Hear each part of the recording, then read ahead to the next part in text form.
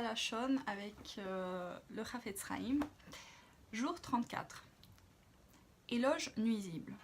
Donc, il arrive parfois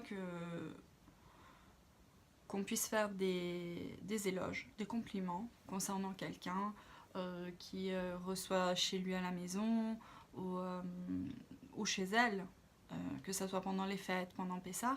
Et là, en fait, on nous dit que parfois ça peut, même si nos intentions, nous avons les meilleures intentions du monde, mais en fait ça peut être classé comme avak lachonara si vanter l'hospitalité et la générosité de cette personne va lui causer une perte matérielle ou abuser de sa bonté. Je pense à quelqu'un qui pour Pessah a invité 20 personnes alors que la maîtresse de maison était enceinte et tout ça. Et il y a 8 personnes qui ne se sont pas présentées.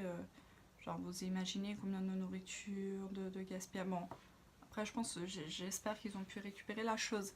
Mais vous voyez ce que je veux dire? Et là, on nous dit, ne désespère jamais en disant, la paix est impossible.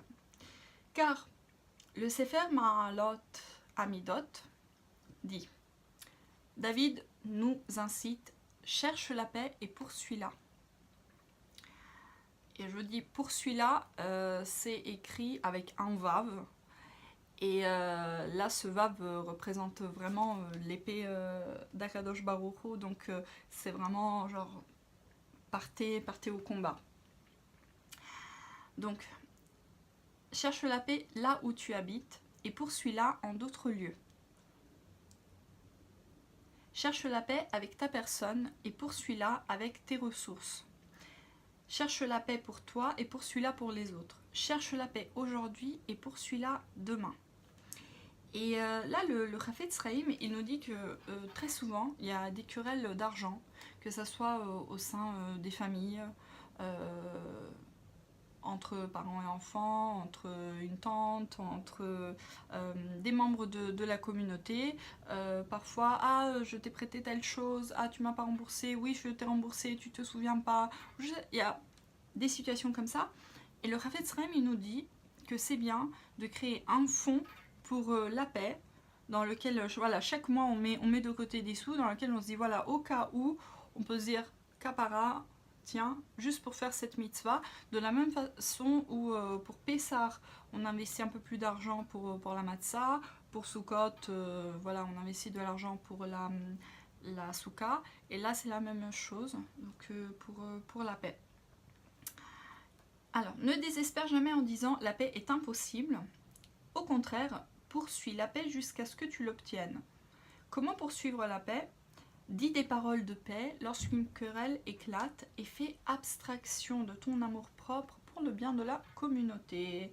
Et là, on nous parle de Moshe Rabbeinu, notre maître. Moshe se leva et alla trouver Datan et Aviram. Voilà.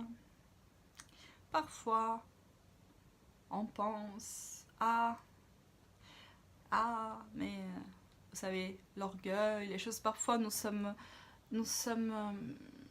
capables de nous retrouver en plein djihad islamique, à ne pas avoir peur d'être sous les bombes à Jérusalem, enfin pas à Jérusalem, enfin mais disons en Israël, à Ashdod ou je sais pas où, au contraire à dire voilà, je suis sioniste, j'y vais, etc. Et puis, lorsque on nous demande une faveur, lorsqu'on nous demande, écoute, est-ce que tu pourrais, s'il te plaît, je sais pas, déposer ça, faire ceci, faire cela, c'est des petits gestes, c'est matériellement, ça ne vous coûte rien, ça vous prend peut-être, je sais pas, une demi-heure, une heure de votre temps. Mais là, voilà, c'est juste une question, enfin... Si vous voulez voir votre propre intérêt, tu dis non mais plutôt crève quoi, je dois faire ça. Puis tu dis, tu sais quoi, vu que ça me coûte tellement, tu dis attends, t'es vraiment capable d'aller au milieu, je sais pas, au milieu des Arabes, au milieu des requêtes, de pas avoir peur. Et là, pour ce petit truc là de rien du tout, dis non, tu sais quoi, vu qu'il y a le petit guigui, je vais le faire exprès, juste pour ça. Et là aussi, voilà, Moshe se leva devant les deux pauvres types. Et au final, Moshe Rabbeinu, c'est Moshe Rabbeinu. Et Dathan et Aviram, ils sont en train de brûler à l'enfer jusqu'à la fin des temps avec Kohar. Bon, comme quoi Hachem est juste et miséricordieux. Après bon, on ne doit pas forcément souhaiter aux autres de brûler à l'enfer pendant toute l'éternité. Mais bon, franchement, si dans des situations vous voulez qu'on vous associe à quelqu'un, vaut mieux à mon cher Rabbeinu, et puis voilà quoi. Oui, oui, je sais, il faut travailler l'orgueil, l'humilité, la hanava. Écoutez, petit à petit, d'accord, c'est le travail d'une vie.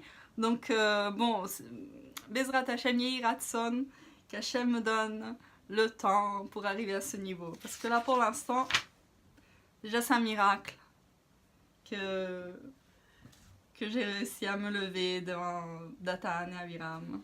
Voilà.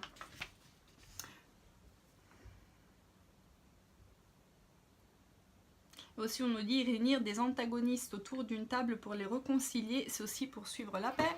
Donc, faut penser à la destruction du second temple, deuxième temple, parce qu'il y en aura un troisième.